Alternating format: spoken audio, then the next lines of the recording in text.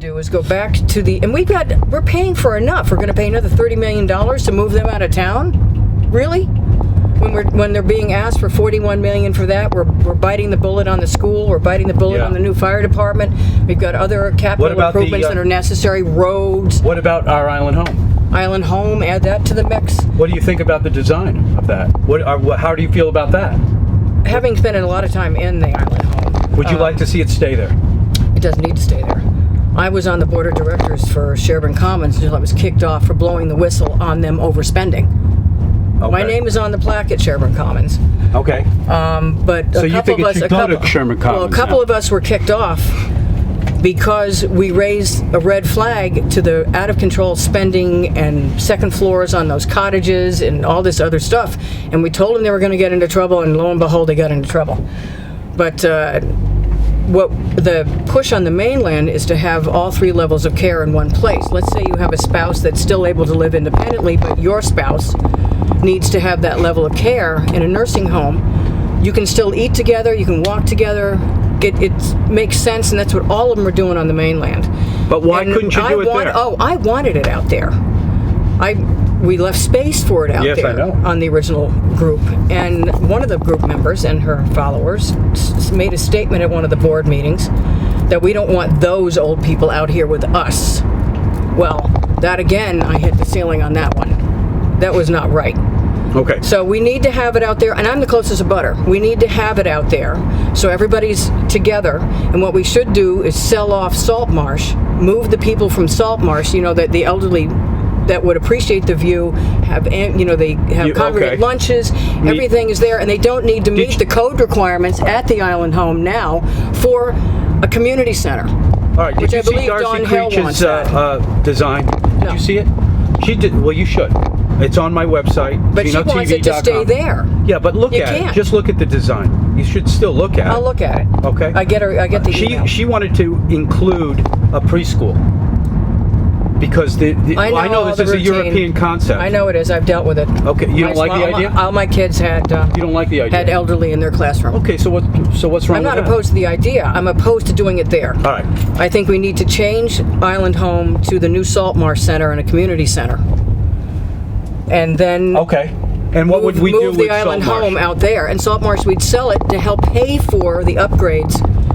Or the building of helping to build Sherburne Commons out to the three levels of care, which is the model that they're using on the mainland now. Yeah. Saltmarsh is bursting at the seams, and there are a lot of elderly that like to go there. They play bridge there. They have that I could see. It's a fantastic program over there. Sure, it is. They need more room. Yeah, and it would make sense. And as you and I are part of the baby boomer contingent, we are all moving into that area.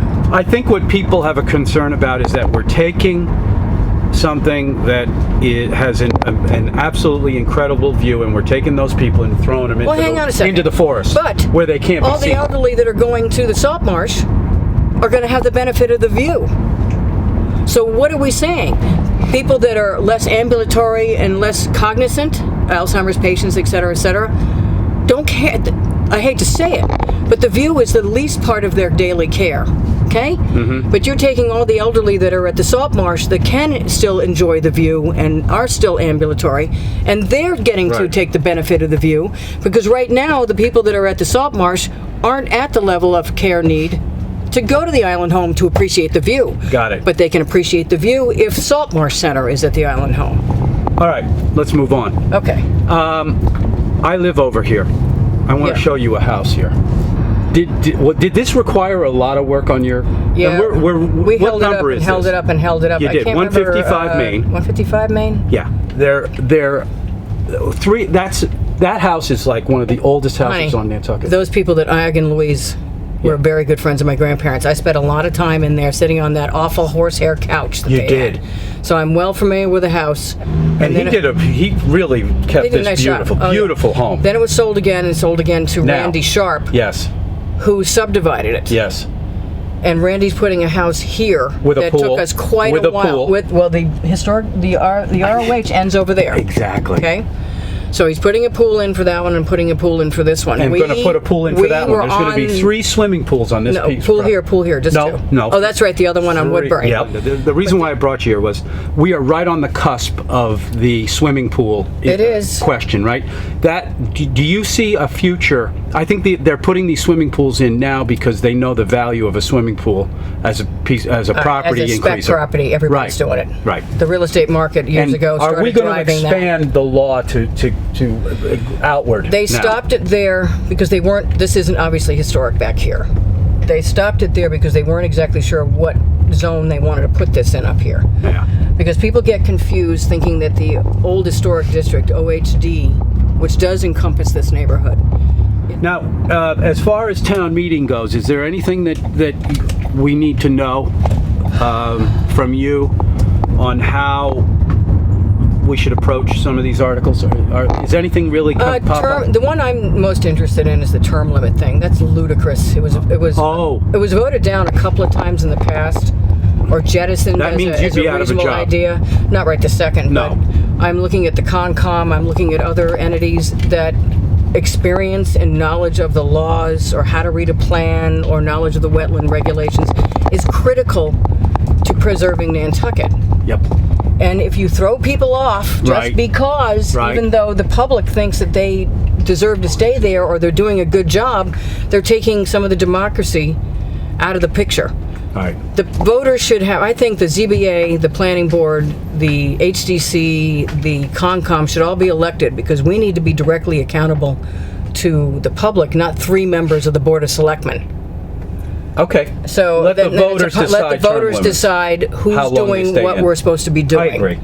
Because I understand. It shouldn't be term limits. I understand. Because let me tell you, I've been on the HCC a long time. Not as long as John, who's coming up on his 50th year. And he's still going to run. Yeah, he's running.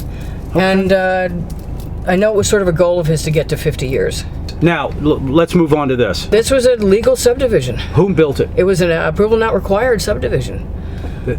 Bruce Poor was involved with this, and I guess Bruce sold some of these to... This is a different group right here. Okay. But Bruce sold some of them to Mark Lombardi. Okay. And his partners. And are these all... these are all spec houses, right? This is all part of this whole thing over here spec that's that group. Oh, yeah. Hedgesbury. Okay. These were done separately from Hedgesbury because of Wynn Street's in between. These are spec houses, basically. As far as I know. I think a couple of them have been sold. How much are they? Do you know how much they go for? I have no idea what they're going for. They're nice houses. Under 500,000, would you say? No, God, no. Probably well over 2. Let's go down here, Linda. But these are still fun. Very small lots, but that's what you see I've never even been down here. This is a great little subdivision. Beautiful. These are all on the same lot, by the way. This is not a road. This is an easement for access. These are single lots.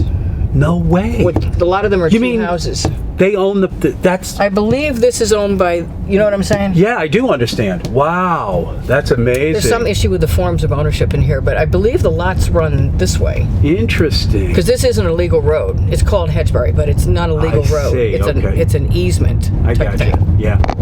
And a lot of these guys up here, beyond them, fronting on Vestal Street up there. Okay. Watch out for that. Yeah, I see it. I'm just going to back up. So it's a nice little subdivision in here. They turned out pretty well. We battled over a lot of these houses. Yeah, did you? Because there was no context in here. It was a cow farm, a milk barn. Yeah, I remember.